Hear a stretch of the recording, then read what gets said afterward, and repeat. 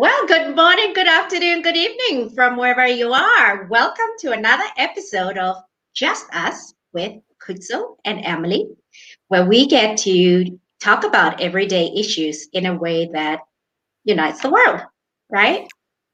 Yeah, I was just thinking we're really getting into the groove of this, Kutso, because 1 minute to go, we're jumping into our studio, our makeshift studios, me in the corner of my bedroom, and you in Me, your in my corner of my bedroom, which doubles up as an office. and we're press the button and it's all go. Yeah. And we were, you had to put your little ones down. I had to take mine to school.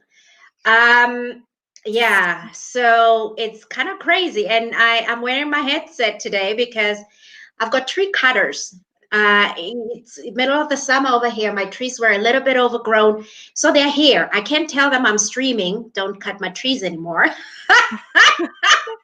So you may hear a little bit of noise. I'm hoping this will mute some of it off. And your kids are you just put them down, right? We're not Yeah, miracles, anticipating. miracles happen sometimes, and I got the kids to bed early, and here I Mm, am. yeah. Well, let's do it. We Yeah, just well, parenting. I yeah, think parenting it's is not always always been a this beautiful smooth. topic.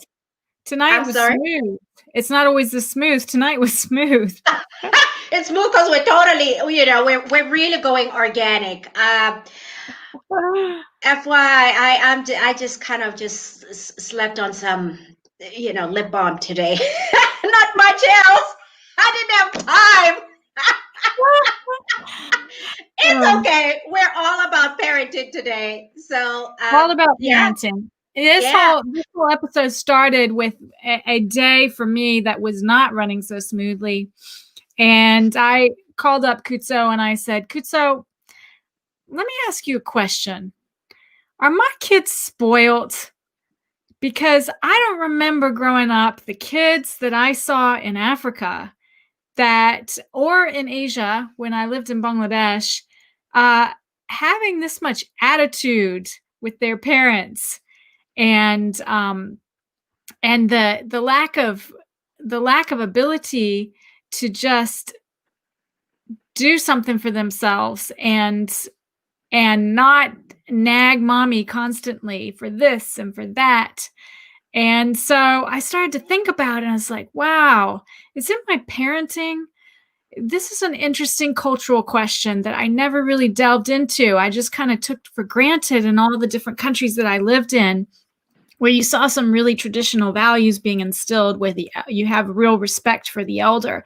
And I feel like we really lost that in our community. And so I thought, I wonder if Kutso has the answer to this question. Because Kunta always has the answers, right? Yeah, no. We're so fortunate to have each other, Emily, because, this has been going on for over 20 years. There was a time when, we finished studying and then we did things together. I mean, we've visited each other around the world. And then there was a time when we would just like touch base once every 6 months or whatever.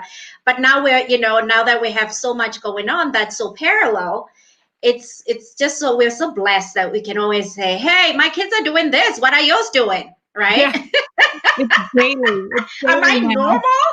Yeah, you know, and you're right, Emily. That's how this whole started. And when we put out the promo for this podcast, I thought to myself after the thing, I thought we should have named it "Am I Spoiling My Kids?" rather than "Are They Yeah, Spoiled?" Being a stickler for language, both of right. us Yeah, yeah. ESL instructors or former, it's like, so if they're spoiled by who? This is And we're we can starting an only English point a lesson finger now. this way. I'm sorry. We're already advertising our next podcast, which is on the English language. Yes, that's gonna happen. That's gonna be a fun one. Just how English is used in different places and really picking on just different meanings and how fun all of that is. But yeah, speaking of now kids, are they spoiled? Emily, you alluded to how you feel your kids are so much more outspoken and They're very clear about what they need and they need it now, kind of thing. And, and I don't think that's unique to your kids. I think a lot my kids are that way too. You're having to really, work very hard on those boundaries. It's like, listen, you're gonna have to wait. And right now, of course, I'm speaking, like I know what I'm doing, because truly, at the end of the day, this parenting thing doesn't come with a manual. And even if it does, nobody tells you on a minute to minute basis what to do. You just kind of end up just having to deal with what you deal with, and they're constantly in your face. And I find working from home has really, really exacerbated it, because the kids are in your space all the time, but you're also trying to focus on other things. And it's really not a pretty thing. And I'm sure any parent who's survived COVID or who is trying to survive COVID can relate. Right. Yeah, I think the fact that we're juggling so much and our ability, we had this conversation and I thought you framed it really nicely, where our ability, instilling good discipline and, really strong boundaries takes a lot of time and effort and a It lot of does. consistency. And Yeah. when you're juggling so many things, and especially in this COVID environment, it's easier to just say, go watch YouTube. Oh yeah. Oh, and that's not even the worst of the crimes, right? I mean, mine right in the middle of something. They'd be like, "Mom, can I eat cake or can I have candy and can I kill him?" You're like, "Yeah, just do it. So long as you get out of my." And then 10 minutes later, it's like pandemonium in the house. You're like, "What the hell is going on?" They're like, "You said I could have that candy and I could kill him while I was at it." Oh, I just got caught out on that one today. But you said I could have it, and I was like, I did. right, It's like, I really? did. You don't even remember, because we're so in total survival mode, most of the time. Yeah. I find, and now by contrast, I had an amazing childhood, really. I was raised by a single mom. My dad died when I was very young.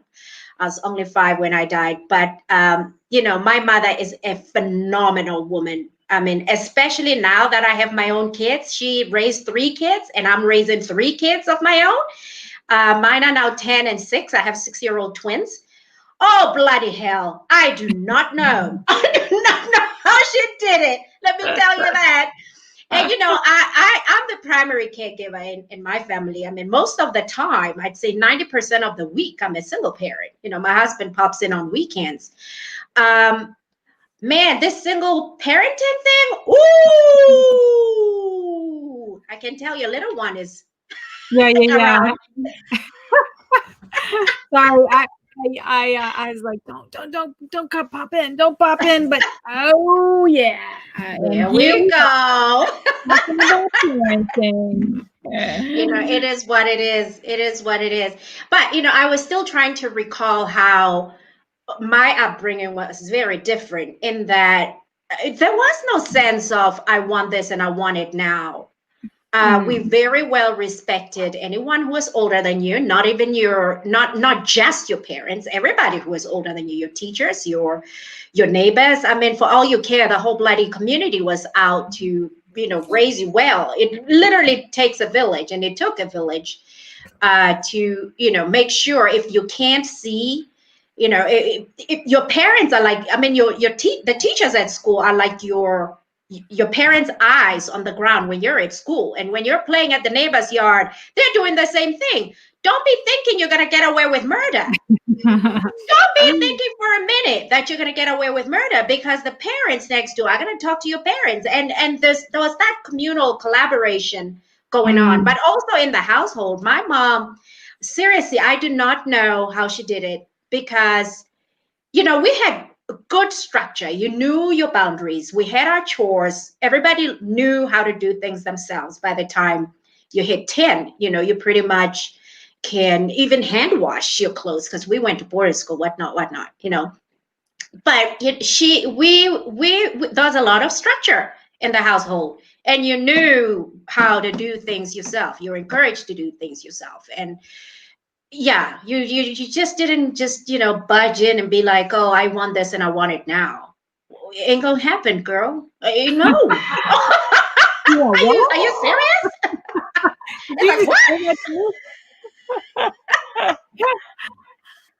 So I wonder, with that structure and with that ability to do things independently, I just had this thought of whether that creates more independence and self-confidence, or if the way, our philosophy today is about giving children freedom to find themselves, to explore, and to be who they are, right? And I just thought about that. I wonder if you end up in the same place, or if you get there differently, or if you go totally different paths with those two different approaches to parenting. Yeah. I personally, I mean, of course, I've only been through one school of thought, and I think it worked pretty well with me. I can tell you what instilled independence in me is exactly the structure. You knew, and that whole you struggle a little bit. We were not doted on. We never needed anything. My mom was an excellent provider, and it still is. She's just an amazing woman. But we were not doted on at all. We got what we needed. But you understood that in this life, you are going to create your life.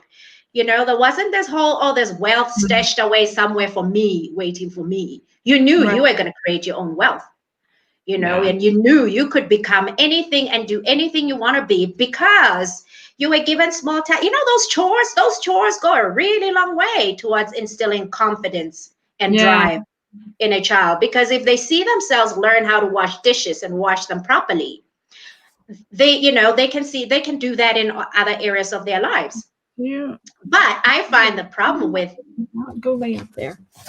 Okay. Yeah. Now, the problem with my kids, I have it intellectually. Listen, I want my kids to do chores and do this and do that. Well, a couple of things get in the way. One, it really does take time and energy to instill all of that. You need to be there with them, doing the dishes with them only 100, 200 times before they'll get it right. It's not like you show them once and then they know how to do it. Right? And it just takes time. It takes time and it takes energy. And I'm lacking in those resources. I don't have a lot of time or energy because I work from home, and I'm like, I'm running a couple of businesses, I do this and I do that. And it's not to say that they're not important. Of course, the kids are important. And I'm sure somebody listening to this is like, okay, that's just a bad mother speaking. Yes, I am a bad mother. I'll admit it. I'm totally imperfect. But you know what? You have to provide for the kid. Yeah. How do you juggle providing for them and coaching them every minute of their lives, which is what they actually need to become the people we want them to be? Now, I have to say there's a lot to be said about that raising the village. That's such a cliche, but so true if you experience it. And experience it really in a bit. My last neighborhood I was in recently, it was a village. We were raising our kids together in this COVID environment, and it was so. I was just so blessed to be in that environment while everyone's going through this. Most people in isolation, not having any kind of community. I have a funny story about cleaning up. My little 3-year-old. One day I said, you need to clean up your own toys. What is mama here doing all this and that and this for you? And you're not helping at all. And so she goes and cleans up all her toys and just dumps them in one pile, everything from food to dolls, all in one pile. And it was really exactly what you said. It kind of takes more work for her to do the cleaning than it would if I had just done it myself.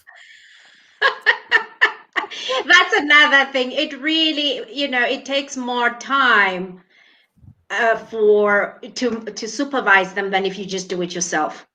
Yeah.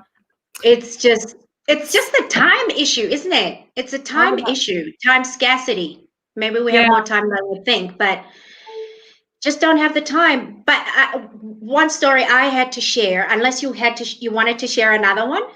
No, let's No? hear your story. Okay, so this weekend, so we have this little culture. As I mentioned, my husband, we keep separate households. He pops in during weekends, so we spend weekends together. And he has this culture with the kids before he leaves on Sunday. They have to go clean up their rooms, and then he'll give them some gum, stimroll. It's like a big deal, daddy and stimroll. Well, all they have to do is just remember that it's almost time for daddy to go. And they come downstairs already with their rooms clean because they're all lined up, all three of them, they're ready to receive stimroll. And so this past weekend, my husband had to leave a little bit earlier than we're used to. And so they didn't get to see him leave. And so I wake up eventually and I go upstairs to their rooms and I'm like, okay, did you guys clean up? Oh, no, of course nothing has been cleaned up yet because it's not time for daddy to leave yet. Oh, is daddy gone? Yes, he's gone, but you still have to clean out their rooms. Do you think they clean their rooms? I had to ask at least 5 times before they clean their rooms. And then eventually I thought to myself, all right, let me pull that stimroll trick. I said to them, listen, daddy left me with his stimroll. So, you know how the stimroll trick works. It did not take them 5 minutes, Emily. The rooms were clean, teeth brushed, beds made, lighting up. 5 minutes later, mommy, where is the stimroll from daddy? And of course, I had lied. You see, I'm a terrible parent. You never lie to your kids. It's like, oh yeah, I'm gonna go get it later. They're like, now they're never gonna believe you again. They'll never clean the room up again. I know. Just threw that out the window. I know. It's never gonna work again. I was thinking as you were sharing some of your stories that how we focus so much, we forget that it's not always about our children, it's about us too. And yes. The things we do is in their long-term benefit, but in our short-term survival. But also because that's the reality of life. They don't realize that this is what life entails. And so we're trying to compensate for all those elements and forgetting about, in some ways, it just makes our life easier. And we deserve that. There's no reason not to have our lives be, that much easier than all the challenges we face with earning an income, raising a family, meeting all our goals and all our kids' goals. Yeah. And I think as parents, especially, I don't know if this goes for all ages, but I find women our age, because, you're like needing to hit the pinnacle of your career. You're needing, the kids are, if they're still, the kids are there. They need to be we can be really, men and women, I suppose, parents, we can be really hard on ourselves. We really can be, and it's okay to just admit that, you know what, there's some things I'm not doing very well. And you do your best. My philosophy is truly you do your best, and whatever happens, if it breaks, they can fix it later. They can go to therapy later or whatever. Because right now, everybody has just got to get through the day. And we get through the day the best way we know how. I remember one of my good friends said to me, she's like, Emily, don't worry. No matter what you do, you're going to screw up your kids. Exactly. And there'll be some things you do so well that, they'll be shouting over, StreamYard or whatever, the world, my mommy did it, you really, and there'll be a couple of areas where they're like, oh gosh, I don't want to be like my mother. Mothers, we really get somebody ought to cut us some slack. Everybody's always going on about, your mother did this to you. Your mother did that to you. Oh, man, this is a huge responsibility. You don't ever hear it said as much about dads. Dads are important, but you go to therapy, it's always like, what did your mama do to you? It's like, excuse me, poor woman. She Yes. carried you a whole 9 months and, used her best assets to feed you. And Yes. literally stayed awake, at times that nobody else was awake, and at the end of the day, it's still what did she do wrong rather than what did she do right, Right. Yeah. and it's just unfortunate. It's a blessing in that it's a privilege, I should say. It's a privilege to get to have a child and, start them from scratch, from egg all the way to adulthood. Right. But at the same time, it's the biggest, scariest responsibility that I don't know that I don't know. I can't even think of. What do Now, you think? this is extending that we get no training on, and I think perhaps in the past and even may in more traditional communities, you did get more training because you spent more time as a community with children.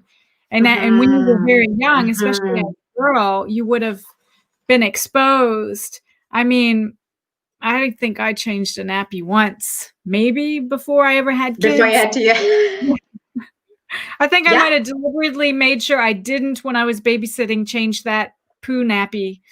Yeah. Leave it for the parents when they get home, Yeah. Yeah. Well, it's fine. I'm just joking. But I think I actually deliberately made sure I didn't have to babysit babies. I think that exposure helps with your training, but nowadays we just walk into it blind, completely blind. Yeah, I'm sure you took prenatal courses, didn't you? I know with my first one I did. Yeah, with my first one. Prenatal classes where they teach you how to change a diaper. And I mean, this is so, wow, it's amazing. I mean, how else do you learn, right? Otherwise, you truly don't know how to do it. But I remember when my little guy, he's now 10, I think I've mentioned, he's turning 11 in a couple of days. Can you believe that, Emily? Baby Sadie.